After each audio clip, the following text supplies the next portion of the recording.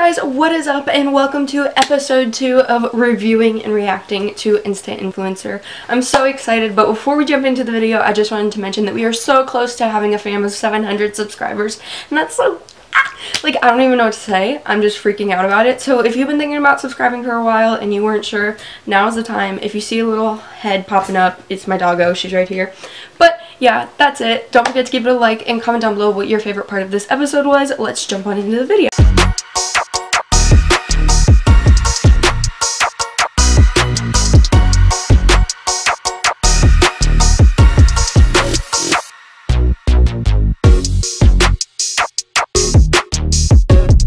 So I have my little notes that I took throughout the entire episode, and my first note is the robes are cute.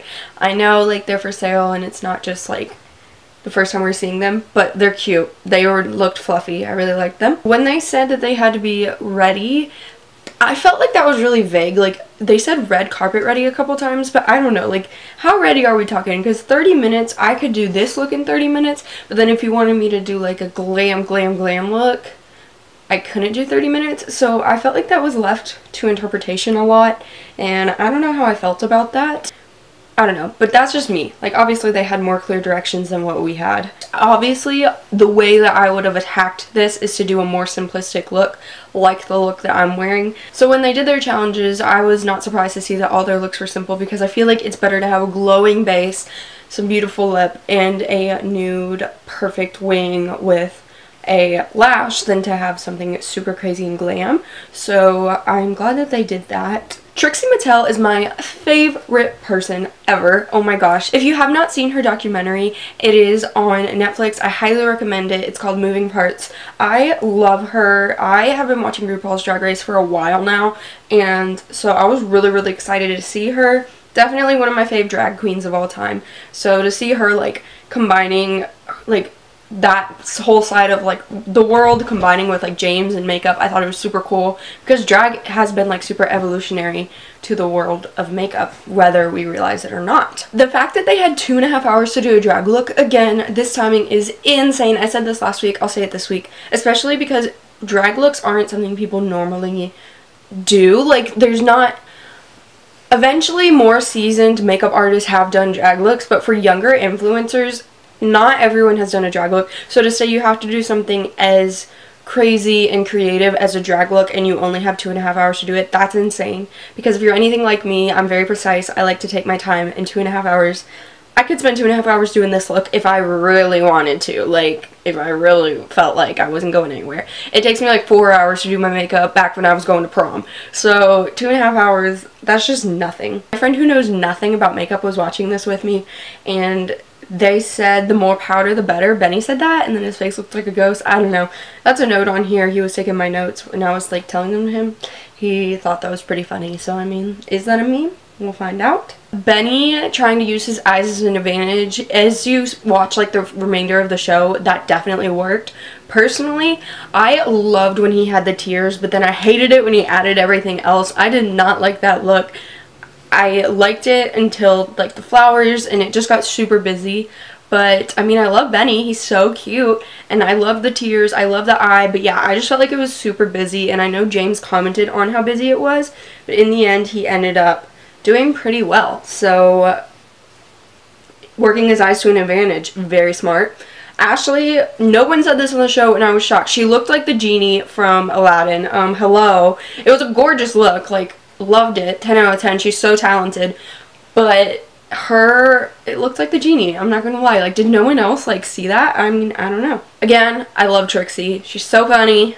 That's my girl. Norvina has the cutest style. I just wanted to put this in here with her little butterfly and her purple wig. I thought that was so cute.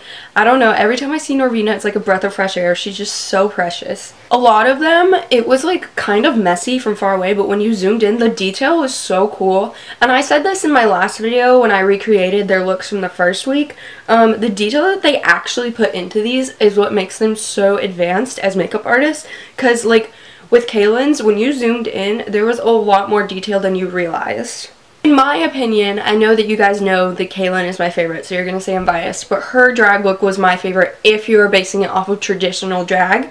I know a lot of them took it to a crazier level, which is great. That's what you do with drag. But if you're basing it off of the typical drag eye and adding a little crazy flair, I think that hers was the most drag for like stereotypical drag. So for me, if I were looking for a drag look, I would say, yeah, that's the drag look, and the rest were more fantasy looks. But, I mean, obviously I'm not an expert on drag. I'll leave that to Trixie and James to decide, and Norvina, of course. In my opinion, based on looks that these artists did previous to the show, Indigo is the most talented, and I'm really upset that he left, but I will say that his look was the weakest if you look at all of theirs. Yeah, I was kind of disappointed. Evie is just like having a good time. Sorry, guys. I was kind of disappointed because I really look forward to seeing his looks. There's so much that goes into them. He's so talented. He's so creative. Like, I wouldn't even dream of half the stuff he thinks of. And I don't know, he just really let me down. I think he got nervous because he heard the word drag and he just underperformed. And it really upset me. I think that he's going to be just fine, though. He is going to keep growing his channel, and it's going to be great because he's so freaking talented, and now a huge base of people has seen how talented he is and how funny he is and how relatable he is. So I'm really excited to see where his future goes, regardless of if he's the instant influencer or not. I think he's great. Yeah, those are all my thoughts on this week's episode. They definitely stepped up their game in this week compared to last week. Their talent is starting to pop out. I'm really excited to see them grow as people and grow as artists throughout the rest of the show. Let me know what you thought and what your favorite part of this episode was down below. And don't forget to subscribe. We're so close to 700 subscribers. I'm gonna cry. And also, I'm uploading almost every single day. So if you want to see what I'm up to, what I'm doing, and what's makeup related, you know the drill. I love you guys. Don't forget to leave a comment and a like, and I will see you in my next video. Tastes like strawberries on a summer evening, and it sounds just like a song.